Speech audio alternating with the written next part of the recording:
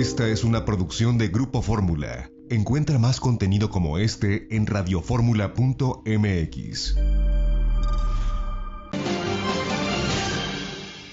Bueno, ya estamos de vuelta a las 7 de la mañana con 45 minutos. Es fin de semana y llegó el día. El día será mañana, el regreso a clases. Hemos abordado mucho el fin de semana todo este tema y lo hemos abordado desde hace ya algunas semanas, lo que tiene que ver con infraestructura, con pues cómo vienen los niños, los adolescentes, todo lo que se dejó o se intentó hacer en cuestiones a distancia, educativamente hablando. Vamos a platicar de este tema con Pablo Clark, es investigador del Instituto Mexicano de la Competitividad, y esto que dicen los especialistas de las escuelas y la responsabilidad que van a tener ahora los maestros, la enorme oportunidad, pero la escasez de herramientas para evaluar a los alumnos y saber en dónde estamos parados. Primero, Pablo, te doy la bienvenida. ¿Cómo te va? Qué gusto. Muy buenos días.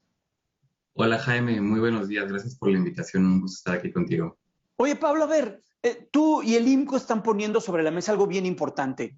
El regreso a clases se abre la oportunidad de evaluar a los alumnos, evaluar también qué tanto se dejó de avanzar a lo largo de estos más de 15 meses que se tuvo esta educación a distancia, pero no hay herramientas para poderlo hacer, Pablo. ¿En dónde estamos parados en ese sentido? Estamos parados en un panorama bien complicado y sumamente retador, Jaime. Estamos parados en un panorama donde México fue de los países que tuvo cierres de escuelas más prolongados. Pocos países tuvieron las escuelas cerradas tanto tiempo como México. Y eso estamos seguros por cómo ha pasado en otras ocasiones, que afecta el aprendizaje de los niños. Los estudiantes no avanzan lo mismo en las clases a distancia que en las clases presenciales. Entonces podemos esperar que mañana, cuando los niños regresen a clases, no van a saber lo mismo que sabían hace año y medio. Incluso probablemente sepan un poco menos. Y sin embargo, los maestros van a tener que empezar a trabajar con ellos, van a tener que empezar a apoyarlos a recuperar ese aprendizaje, a apoyarlos a que se lleven otra vez con sus compañeros, a apoyarlos a que retomen dónde estaban. Y los maestros no van a saber, como dices tú, dónde están parados sus alumnos. No van a saber qué saben, no van a saber cómo se sienten, no van a saber qué aprendieron durante las clases a distancia, no van a saber cuánto olvidaron de lo que ya sabían. Y todo eso significa que México probablemente nos vamos a tardar más tiempo en recuperarnos del impacto de esta pandemia. Y eso es gravísimo porque tiene consecuencias bien grandes para el futuro de los jóvenes. Oye, Pablo, ¿y cuáles serían estas herramientas que pueden utilizar los maestros para evaluar a los alumnos? O sea, ¿qué es lo que tienen sobre el escritorio los maestros para saber cómo o qué es lo que se dejó de aprender o qué es lo que se perdió en estos meses de escuela a distancia? Bueno, la SEP hizo un plan donde le está pidiendo a los maestros, tomar un examen que la SEP hizo, lo tiene en línea, y los maestros lo tienen que bajar o lo tienen que imprimir y lo llevan a sus aulas. Y con este examen, ellos más o menos van a poder preguntarle a sus alumnos, ¿ustedes cómo están en matemáticas y español? Y luego los maestros van a tener que tomar ese examen, calificarlo, y a partir de los resultados hacer un trabajo de interpretación para decir, bueno, híjole, yo creo que a mis alumnos, para darte un ejemplo, ¿no? Si son de tercero de primaria, yo creo que se quedaron en las divisiones de 3 dígitos. Entonces yo tengo que empezar por ahí, porque si no les enseño esas divisiones de 3 dígitos que deberían haber aprendido el año pasado en segundo de primaria, ahorita que regresen a tercero de primaria no les voy a poder enseñar a dividir con más dígitos. Ese es un poco el tipo de ejercicio que tienen que hacer los maestros en México, pero es una herramienta que les complica mucho el trabajo a los maestros. Primero, porque ellos tienen que hacer mucho trabajo para interpretar esos resultados. No es fácil tomar el resultado de un examen y decir, ok, exactamente en las divisiones yo me tengo que enfocar, o en leer textos de tanta extensión, o en las multiplicaciones. Eso va a tener mucho trabajo, pero también un problema que es posiblemente el más grande estrategia, Jaime, es que no va a haber manera de comparar esos resultados entre las escuelas, no va a haber manera de tener resultados a nivel de los estados o a nivel del país, solamente va a haber resultados para cada maestro dentro de su salón de clases. Eso les van a servir a cada maestro, pero no nos van a servir para como país poder diseñar también políticas para poder decir, por ejemplo, las telesecundarias fueron quienes menos avanzaron, entonces deberíamos hacer un programa enfocado en recuperar a ellos, o las estudiantes, las mujeres estudiantes del bachillerato son las que menos pudieron aprender a distancia, entonces hay que apoyarlas a ellas. Ese es el tipo de programas que deberíamos estar haciendo, que México necesita, pero que no vamos a poder porque las herramientas que tienen los maestros son muy limitadas. Son herramientas que solo les van a servir a ellos en su salón de clases. Si comparas eso con lo que hacen otros países donde, aparte de pedirle ese tipo de pruebas a los maestros, ellos también hacen pues exámenes estandarizados, no exámenes a nivel nacional, que son iguales para todos, que se aplican en las mismas condiciones. Eso sí te permite tener resultados que te den un panorama grande, un panorama general y que te permitan tomar decisiones a ese nivel. En México no los tenemos, los había antes de la pandemia, se suspendieron los exámenes estandarizados, hasta la fecha no sabemos si se van a retomar. Entonces, eso es un poco a lo que nos referimos, ¿no? Con esta falta de herramientas. La SEP sí sacó un plan, pero lamentablemente se queda corto para este reto tan grande que hay.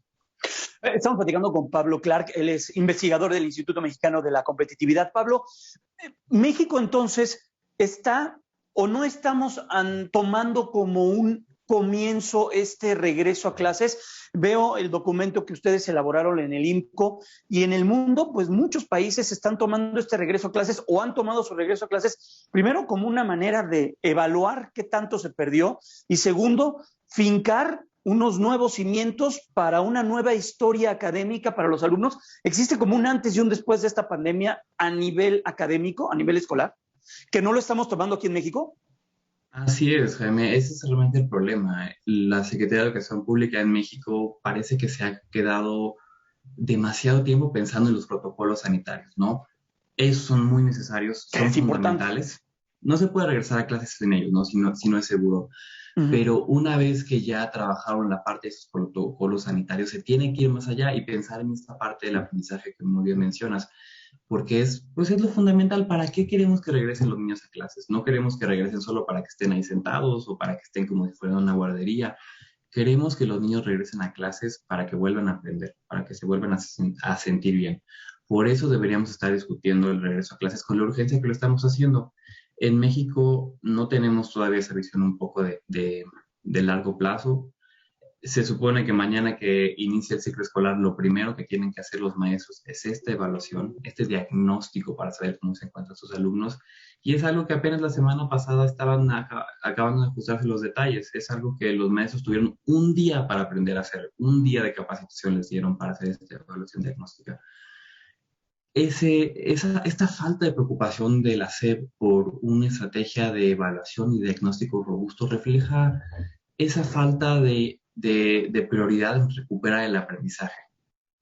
Es una mirada, yo creo que lamentablemente con un plazo corto, no está pensando en que el efecto de las clases a distancia durante tanto tiempo va a afectar a los alumnos, que no se puede regresar a las escuelas y pretender que no pasó nada.